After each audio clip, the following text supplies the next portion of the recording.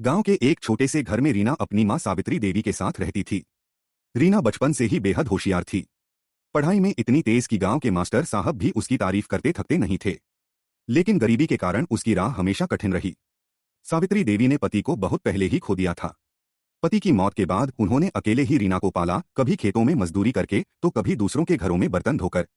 उनके हाथों की उंगलियां घिस चुकी थीं, चेहरे की चमक धूप और मेहनत में कहीं खो चुकी थी, लेकिन आंखों में बस एक ही सपना था, मेरी बेटी बड़ी होकर अधिकारी बनेगी।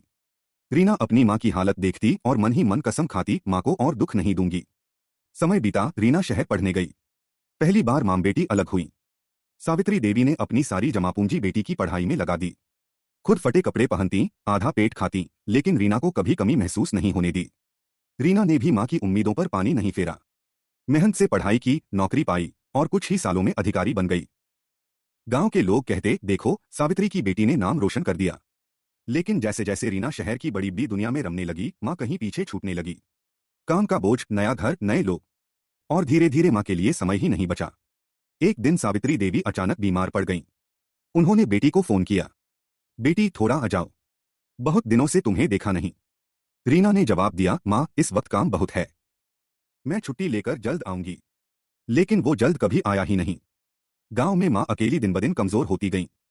पड़ोस ने देखभाल करती, पर मां की नजरें हर रोज दरवाजे पर टिकी रहती, शायद आज रीना आएगी। आखिरकार एक दिन खबर आई, सावित्री देवी अब नहीं रहीं। रीना दौड़ते हुए गांव पहुंची। आंगन में मां की चारपाई देखी, जिस पर अब सन्नाटा पसरा था। मां की आंखें हमेशा की तरह दरवाजे की ओर ही देख रही थीं, जैसे आखिरी पल तक बेटी का इंतजार कर रही हों। रीना मां के पास बैठ गई और फूट फूट कर रो पड़ी। उसने मां के पैरों को पकड़कर कहा, मां मुझे माफ कर दो, मैंने तुम्हें बहुत अकेला छोड़ दिया। लेकिन अब देर हो चुकी थी। मां का जवाब देने वाला कोई नहीं था। उस दिन रीना ने समझा, दुनिया की भीड़ में सबको समय मिल सकता है, पर मां के लिए समय कभी न गंवाना चाहिए। क्योंकि मां इंतजार नहीं करती, वो बस चुपचाप चली जाती है। अगर आप भी अपनी मां से प्यार करते हैं तो वीडियो को लाइक करें और चैनल को सब्सक्राइब जरूर करें दोस्तों।